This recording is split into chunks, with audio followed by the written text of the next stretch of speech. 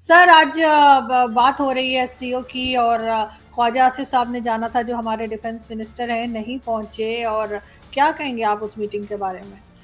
देखिए, पहले तो मुझे मतलब मैंने एक इंग्लिश में एक 10 मिनट का रिव्यू किया है एससीओ का। तो आप लोग आपके सुनने वाले चाहे तो देखें।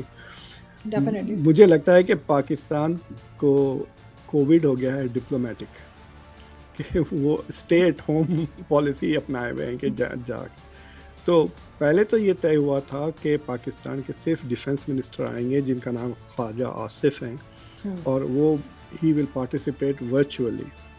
लेकिन जब मीटिंग शुरू हुई तो पता चला कि वो भी नहीं आए, उनके बजाय कोई शख्स जिसका नाम है मलिक अहमद ख़ान, वो मैं तो उनको जानता भी नहीं हूँ, पहली बार उनका नाम सुना। So he was attending the meeting. तो मुझे लगता है कि one of the reasons why वो वहाँ से निकल गए, क्योंकि देखिए अगर आप नंबर 2, नंबर 3, नंबर 4 होते हैं ना किसी ब्यूरोक्रेसी में, तो आपसे कोई डिसाइसिव जवाब की उम्मीद नहीं रहती और आप हमेशा ये कह सकते हैं कि of course I will take your message to the higher ups. लेकिन अगर डिफेंस मिनिस्टर साहब खुद वहाँ पे मौजूद होते तो he would have to actually answer specific questions. और ये जो पूंछ में जो अटैक्स हुआ है उसको लेकर तो इंडिया के डिफेंस मिनिस्टर राजनाथ सिंह ने काफ़ी पॉइंटेड रिमार्क्स किए अपने स्टेटमेंट में। उन्होंने कहा कि एक सबसे बड़ा मसला जो इस रीजन को है, एससीओ के जो कंट्रीज़ हैं उनके मेंबर्स हैं उनको क्रॉस बॉर्डर टेररिज्म का जो ख़तरा है, रेडिकलिज्म का जो ख़तरा है, that is one of the most important. और वो चाह रहे हैं कि एससीओ का सबसे इम्पॉर्टेंट प्रायोरिटी यही रही कि जो मुल्क टेररिस्ट को पनाह देते हैं, जो प्रोवाइड मतलब सेफ़ हेवन जो टेररिस्ट को देते हैं, जिनको किसी भी तरह से हेल्प करते हो, पैसे की तरह हो या प्रोपागेंडा की तरह हो या उनको आने जाने की आज़ादी दे हो, तो किसी भी तरह की अगर फ्रीडम या सपोर्ट कोई मुल्क टेररिज्म को देता है तो that country has to be held accountable. तो ये बड़ी सख्त लैंग्वेज और सख्त तरह से डिस्कशन किया जा रहा था। और कहते हैं कि वहाँ पे जो सारे डिफेंस मिनिस्टर्स जो आए हुए थे 8 मुल्कों के और ईरान के भी वहाँ पे थे, बेलारूस के भी हैं जो। तो मेंबरशिप तो सिर्फ अभी 8 की है। Iran is going to join SCO, फिर उसके बाद जो नेक्स्ट वेटिंग लिस्ट में है उसमें बेलारूस भी है, तुर्की भी है, फिर उसके नेक्स्ट कैटेगरी में सऊदी अरेबिया भी आ जाता है। सो दीज कंट्रीज़ के भी रिप्रेजेंटेटिव्स, ख़ासतौर से बेलारूस और ईरान के डिफेंस मिनिस्टर्स भी वहाँ पे थे। तो ये सारे कंट्रीज़ ने एक किस्म से कंसेंसस अपना लिया कि they will fight terrorism as a first priority. और जो सेकंड प्रायोरिटी उन्होंने आइडेंटिफाई की उस मीटिंग में वो है कि जो वल्नरेबल कम्युनिटीज़ है उनकी हिफाजत करना और उनकी सिक्योरिटी के लिए। और तीसरा डिज़ास्टर और ह्यूमैनिटेरियन एड, ये 3 चीज़ें पर कंसेंसस हो गया। सो उसका मतलब ये है कि मलिक अहमद ख़ान साहब ने भी उसको सपोर्ट किया। और जो पहले 2 चीज़ें हैं तो दे डायरेक्टली मतलब पाकिस्तान को डायरेक्टली अफेक्ट करते हैं, कि एक तो टेररिज्म का मसला, दूसरा माइनॉरिटीज़ का मसला। अगर आप एथनिक माइनॉरिटीज़ को ले लें तो बलूचिस्तान का सवाल उठता है, और जो फिर अगर आप रिलीजियस माइनॉरिटीज़ को लें तो आजकल तो काफ़ी चर्चा हो रही है how religious minorities are being treated in Pakistan. तो वो इंडिया पर भी वो सवाल उठते हैं उसके सेकंड कैटेगरी के। तो मुझे लगता है कि बेसिकली ख्वाजा आसिफ साहब डॉज कर दिए ये मीटिंग, जहाँ पे उनको शायद मुश्किल सवालात और मुश्किल कॉन्वर्सेशन के में हिस्सा लेना। लेकिन I think it is a मतलब इट्स अ ट्रेजेडी। और ये गवर्नमेंट को आप कह सकते हैं कि it is not dereliction of duty का लफ्ज़ इस्तेमाल कर सकते हैं कि वो अपनी ड्यूटी फुलफ़िल नहीं कर रहे, कि पाकिस्तान के इंटरेस्ट वो रिप्रेजेंट नहीं कर रहे। अगर वो आ जाते हैं यहाँ पर तो उनकी मुलाकात ना सिर्फ मतलब चाइना के डिफेंस मिनिस्टर से तो होती, फिर रशिया के भी डिफेंस मिनिस्टर आए हुए हैं, ईरान के डिफेंस मिनिस्टर हैं, पूरे सेंट्रल एशियन कंट्रीज़। भाई central Asia is a Muslim majority area, तकरीबन 80 मिलियन मुसलमान रहते हैं उस इलाके में। So for Pakistan to ignore such an important forum, मेरे ख्याल से इट्स अ वेरी इररेस्पॉन्सिबल हरकत है ये, and public should hold them accountable. बिल्कुल, लेकिन सर आपको लगता है कि पाकिस्तान के इस तरह से प्रॉपरली पार्टिसिपेट ना करने से कोई फ़र्क पड़ता है इस तरह की मीटिंग्स में, या सिर्फ पाकिस्तान का ही नुकसान है? और किसी का नहीं कि हम उसमें नहीं गए और हमने कोई बात नहीं रखी, कुछ सीखा नहीं। देखिए, कई चीज़ें हैं। एक तो एक कि पाकिस्तान का अगर कोई पॉइंट ऑफ व्यू है तो वो it's not going to be at the table. Hmm, तो पहला नुकसान ये हो जाता कि आपका जो पॉइंट ऑफ व्यू है वो वहाँ पे पेश नहीं होगा। सेकेंडली, देखिए, boss countries are very boring और वेरी हम्म, ब्यूरोक्रेटिक, लेकिन boss countries have very dynamic और क्रिएटिव लीडरशिप। तो जिस हम्म, कंट्रीज़ के पास क्रिएटिव और डायनामिक लीडरशिप है, they can offer more solutions to problems ना। तो अगर आपकी कंट्री में कुछ आइडियाज़ हैं तो आप वो आइडियाज़ पेश कर सकते हैं for which the international community can benefit. तो वो एक that is also not provided. तीसरी चीज़ ये है कि जो चीज़ें डिसाइड होती हैं इन दिस मीटिंग्स उनको इम्प्लीमेंट करने के लिए, फॉर एग्ज़ाम्पल, अगर आप क्रॉस बॉर्डर टेररिज्म के ऊपर जो डिसीशंस ये लेंगे वो हम्म, पाकिस्तान के बगैर कैसा इम्प्लीमेंट किया जाएगा। मसलन जो फोकस है सेंट्रल एशियन मुल्कों का अफ़गानिस्तान पर है।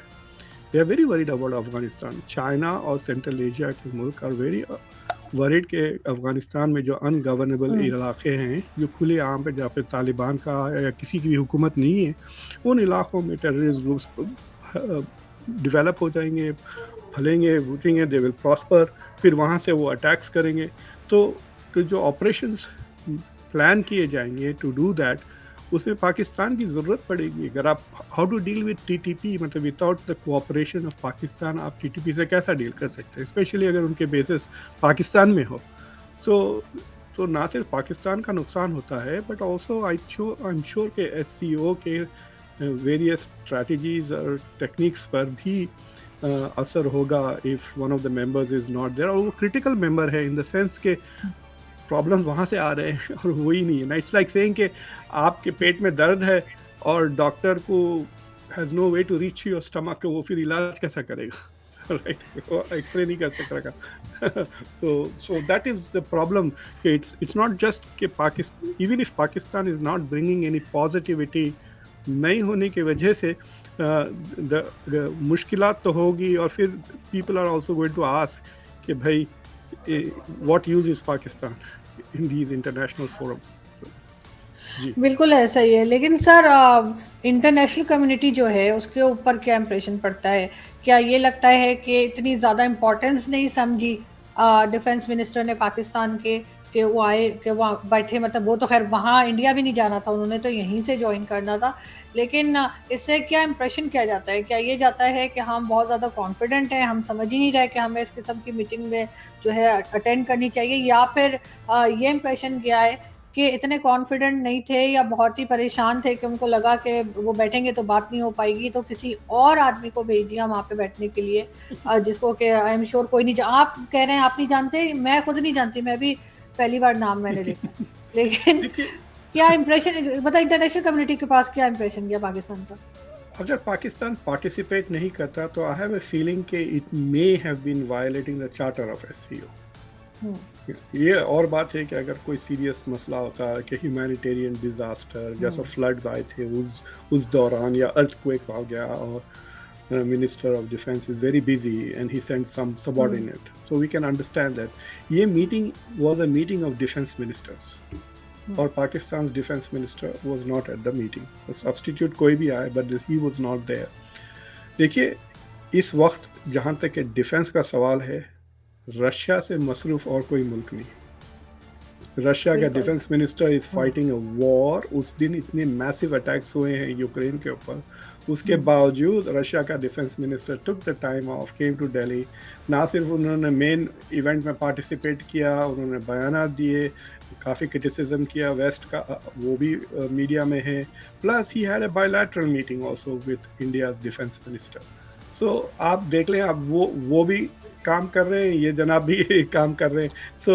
So I think that Pakistan has no excuse for explaining why they sir were not मुझे there.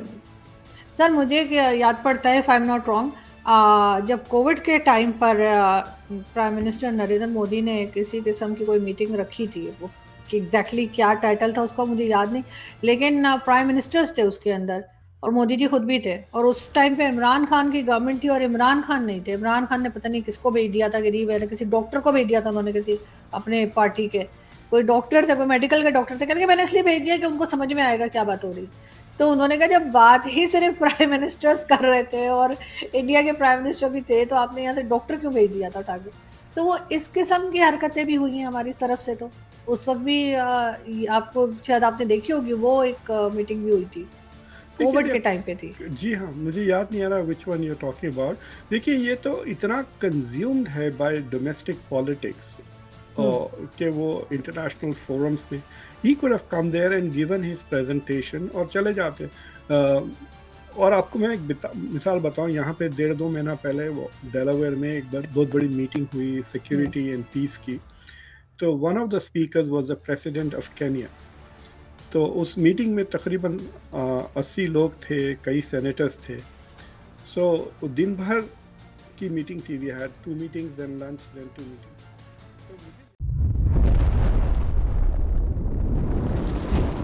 एकलव्य न्यूज इंडिया, अंतर्राष्ट्रीय खबरों का मंच।